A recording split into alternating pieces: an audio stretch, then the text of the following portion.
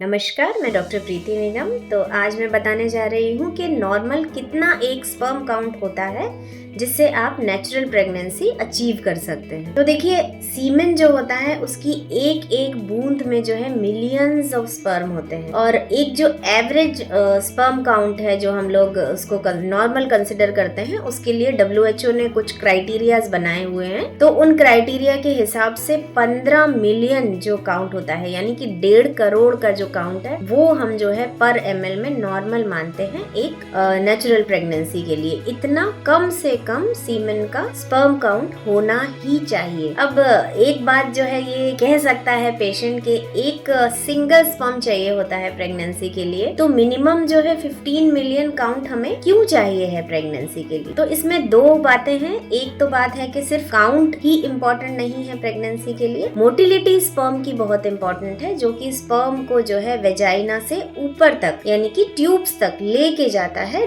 Fertilisation के लिए। तो अगर आपके पास 15 मिलियन काउंट है लेकिन मैक्सिमम जो स्पर्म है वो इमोटाइल है, चलते नहीं है, तो वो 15 मिलियन की काउंट भी आपकी जीरो कंसिडर की जाएगी। तो कम से कम 40% की फॉरवर्ड प्रोग्रेसिव मोटिलिटी, यानी कि जो अच्छी तरीके से तेज स्पर्म ऊपर की तरफ जा रहे हैं, उतनी मोटिलिटी रिक्वायर्ड होती है काउंट्स के साथ साथ प्रेगनेंसी के लिए। अब 15 मिलियन की काउंट है, इतना सारा है, तो इतना सारा स्पर्म क्यों चाहिए? इसका एक जवाब यह है कि जब जिस समय इंटरकोर्स होता है तो सीमेन जो है वो वेजाइना में डिपॉजिट होता है। वेजाइना का जो pH है वो एसिडिक होता है, तो आधे स्पर्म तो जो है वो वहीं पे मर जाते हैं, सरवाइव नहीं कर पाते। उसके बाद जो है जितने सरवाइव कर पाते हैं वो जाते हैं सर्विक्स में। सर्विक्स जो है वो एक रिजर्वायर की तरह काम करती है, उसमें बहुत सारे जो स्पर्म होते हैं वो वहीं कलेक्ट हो जाते हैं और बहुत सारे स्पर्म वहाँ पे डेड भी हो जाते हैं। वहाँ का जो सर्वाइकल म्यूकस होता है उसमें उलझ के वहीं पे डेड हो जाते हैं। कई बार सर्वाइकल म्यूकस जो है वो होस्टाइल होता है और स्पर्म को आगे जाने नहीं देता। नॉर्मली भी वहाँ पे स्पर्म काउंट आपकी फिर कम हो जाती है। उसके बाद जो है स्पर्म्स यूट्रस में आते हैं और यूट्रस से फिर वो ही स्पर्म ट्यूब्स तक और फर्टिलाइजेशन करने तक जा पाते हैं, जिनकी बहुत बहुत अच्छी मोटिलिटी होती है। तो इसलिए जो है आपकी अगर 15 मिलियन काउंट भी है तो जो आपके अच्छे स्पर्म बचते हैं जिनमें